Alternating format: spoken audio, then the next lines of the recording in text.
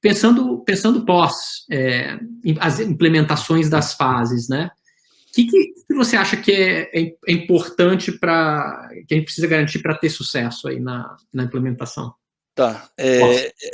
Vamos lá, tem uma série de fatores aqui, tá? O primeiro é a gente ter... Tem umas coisas que são, diria, higiênicas aqui, básicas, né? A estrutura definitiva tem que estar lá em place, funcionando, deveria estar lá. Tá, uma vez que eu terminei todas as fases, eu já defini como é que vai ser essa estrutura, qual vai ser a cara jurídica dela, e a gente vai trazendo as pessoas e vai transferindo também contratos para lá. Então, preciso de o OBI-like, que vai ser o Open Banking Brasil aqui, essa instituição formal pronta. Tá? Tem outra coisa higiênica que eu gosto sempre de falar, né? A gente precisa, obviamente, ter qualidade e confiabilidade das informações. O prazo aqui é muito agressivo, e acho que daqui a pouco a gente vai falar sobre isso. Mas, então, cara, eu preciso que os dados que sejam trocados de um lado para o outro sejam consistentes, que tenham zero ou pouca fraude. Sabe como é que é a história de fraude, né? É sempre o gato correndo atrás do rato, né? Mas é zero ou poucas fraudes, a gente precisa ter pouco problema de disponibilidade dos sistemas, a gente precisa que o Open Banking seja visto como, né, a infraestrutura seja confiável. E aí isso ajuda a ter mais adesão dos usuários, né? Que eu acho que é o terceiro ponto aqui, que para isso ser um sucesso, eu preciso ter adesão dos usuários, eu preciso ter confiança do usuário que o dado é compartilhado só com quem ele diz que tem que ser, da forma que ele diz que tem que ser. Acho que tem um ponto aqui que é bom para a gente no Brasil, né? Que tipicamente o brasileiro é mais aberto a fazer essas divisões, ou menos cético, ou menos desconfiado do que em outros países do mundo, né? A gente, no início das discussões aqui com o Open Banking, lá com o Banco Central, a gente teve uma apresentação sobre uma pesquisa, se eu não me engano, da UI, falando que o brasileiro era muito mais aberto em relação ao compartilhamento, era o mais dos países pesquisados no mundo. Então, tem uma benevolência aqui com o cidadão brasileiro de fazer isso, mas a gente tem que fazer jus a essa boa vontade, né? Tem que ter... as interfaces têm que ser atraentes para o cliente, né? Que não adianta nada a gente montar um negócio super bonito, legal, que funciona, mas para você fazer qualquer transação é um parto, tá? Então, adesão pelos usuários é necessário. Adesão pelas instituições financeiras também.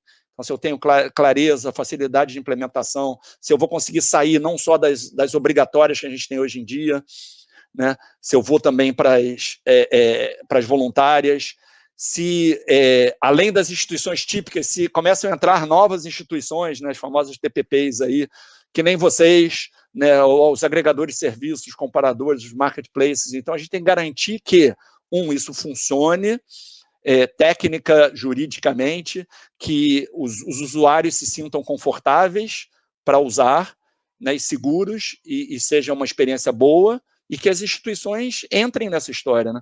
A gente já está vendo muito, acho que a gente tem vários indicadores legais aqui, porque S1 e S2, que são as obrigatórias, né?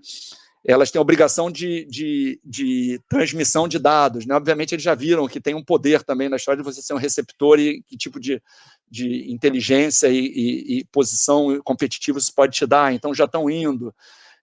A gente já tem alguns voluntários aqui desde o início, tá? Se a gente compara o que a gente tem aqui, não só em número de transações, como em número de instituições que começaram com outras referências mundiais, e principalmente aqui o Reino Unido, que é a grande referência, a gente já tem motivos para ser promissor, mas essas coisas aí tem que estar claras, tá?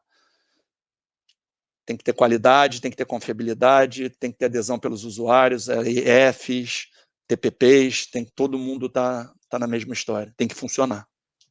Legal. Eu concordo, eu acho que tem que até reforçar a questão dos voluntários, de fato, né? Tem que ser fácil o suficiente para ter os voluntários, porque quando você pensa na ambição e na agenda disso aqui, que é do Open Banking, que está dentro da agenda BC hashtag de competição, se você não tem os voluntários, acaba que isso morre, né? No final das contas. Então, uma preocupação minha, obviamente, eu represento boa parte dos voluntários, né? Não boa parte, mas uma parcela grande dos voluntários ali das fintechs e tudo mais, que seja tão simples, tão fácil e que seja possível usar isso. Aliás, até aproveitando isso, CJ, a gente tem que ter uma discussão ali de open source, né? De algumas tecnologias open source e tudo mais. Você topa compartilhar um pouquinho dessas discussões, entrando um pouco até nos aprendizados do Reino Unido, né? Então, alguns aprendizados que a gente pegou do Reino Unido, e teve um específico de open source, que eu acho que vale a pena isso, até porque foi um consenso, né, dentro do conselho de buscar mais soluções open source justamente para facilitar a implementação por parte das instituições. Você consegue falar um pouquinho mais disso? Do que estão buscando de experiência internacional, e eu acho que dá um highlight específico na questão do open source. Claro, Thiago. Assim, quando a gente olha referências internacionais, a gente tem os suspeitos usuais aqui que muita gente fala, tá? Eu olho para o Reino Unido, eu olho para a Austrália, eu olho para o que está sendo feito na comunidade europeia, eu olho para alguns países na Ásia, tá? Mas a maior influência que a gente tem aqui, a grande referência que a gente tem é o Reino Unido, tá? Então isso influencia muito o que está sendo feito aqui, de diversas formas, e também, né, a gente tem que olhar para eles e falar, beleza, já que esses caras são a referência, como é que a gente consegue ser ainda melhor do que eles? Tá? O que a gente já observou de lição, e aí já vou entrar no open source, tá? Mas o que a gente observou de grandes lições aprendidas, principalmente do lado do Reino Unido, né? Tem a questão de padronização, que é óbvia, que tinha que começar desde o início, tá? Lá eles tiveram alguns problemas no início também por questões de padronização. Então aqui tem muito esforço de padronização, APIs, não só o formato técnico, mas também os dados específicos. Tá? Segundo ponto, que lá também teve alguns percalços, né? A gente tem um GT específico de experiência do usuário aqui, então a experiência do usuário é levada em consideração bastante. Tem que ser boa, porque senão você não tem adesão, e se você não tem adesão de cliente, você não tem de usuário aqui, isso não cresce. E a questão aqui também de ter uma definição preocupada, clara, com padrões de segurança, o que pode ser feito, o que não pode ser feito, ter uma comunicação de como compartilho os dados, como não compartilho.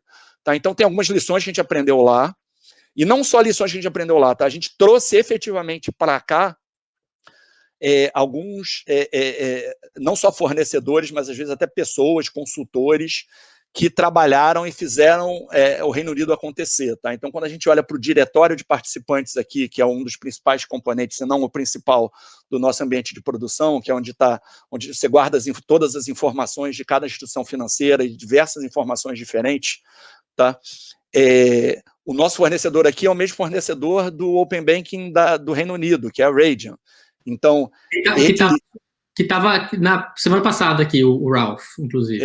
Exatamente, grande Ralph, que parece, cá entre nós, um personagem lá de Game of Thrones, ele. Ralph é a grande referência técnica, uma das grandes referências técnicas para a gente. Tá? Além dele ter participado dele ser da Radian, a Radian está lá em UK ativamente como o fornecedor do diretório. Ele é um cara que ele desenhou algumas das especificações de segurança que a gente usa hoje em dia. Então, é um cara a quem os GTs recorrem muito, a quem a gente também, do lado do secretariado, recorre muito quando a gente tem dúvidas mais técnicas que precisa entender para ajudar nas discussões. A gente tem o Mike Mayfield, que trabalhou no OBI, que é um consultor que nos ajuda aqui em vários tópicos, em seleção de fornecedores, o que devia estar na RFP, como a gente agiliza isso, como a gente evita problemas. E aí eu vou fazer o gancho do Mike para o open source, tá? Porque um dos pontos que o Mike está ajudando a gente, e ajudou a gente efetivamente, continua ajudando, a gente tem o Sandbox aqui, que está sendo criado para a fase 2, afinal de contas, a gente tem que ter um ambiente de testes para as instituições. Né? Na fase 1, a gente foi meio na raça, aprendi um termo novo, que na minha época não era assim, a quente, mas eram dados abertos, então você tem alguma flexibilidade aqui para alguma tolerância maior a erros. Aqui, fase 2, você está lidando com os dados dos clientes, não tem tolerância a erro. Então, você tem que ter um ambiente organizado, estruturado, para as empresas praticarem, testarem e também um lugar para elas serem homologados. E aí, para fazer esse sandbox, obviamente, a gente fez uma RFP, convocou fornecedores, um dos fornecedores era um fornecedor até do sandbox, e o sandbox precisa ter dentro, uma das coisas, né, é um motor de testes, né?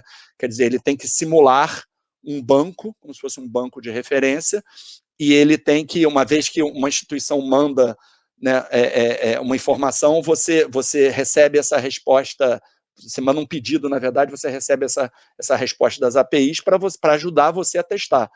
A gente tem uma discussão grande sobre o fornecedor desse motor de testes, desse banco de referência, e teve uma discussão grande se ele deveria ser prioritariamente open source. Tá? Isso baseado também, não só na questão das evoluções que vão acontecer, porque hoje em dia a gente está com poucas APIs, a gente conta nos dedos, talvez nas mãos e já passando para os pés, mas são poucas. Mas se você vai para Singapura, vai para a Ásia, você tem centenas de APIs, aí você vai ficar sempre na mão de um fornecedor para botar as novas APIs nesse motor de teste, ou você vai para uma arquitetura mais aberta. Então, a gente teve essa discussão, pegou o exemplo da Inglaterra, na Inglaterra teve toda uma questão por o fornecedor dessa parte do sandbox do motor de teste ter uma tecnologia fechada, né, proprietária, não ser open source, e todos os problemas que isso, aos quais isso leva, e uma dependência não desejada de um fornecedor específico. Então, foi muito legal ver que aqui a discussão do open source, na prática, acontece num ambiente gigante tecnologicamente, que envolve todo o sistema financeiro nacional, então não é um ambiente extremamente profissional, e foi um peso grande nessa solução open source para a nossa solução de sandbox, de banco de referência. Tá?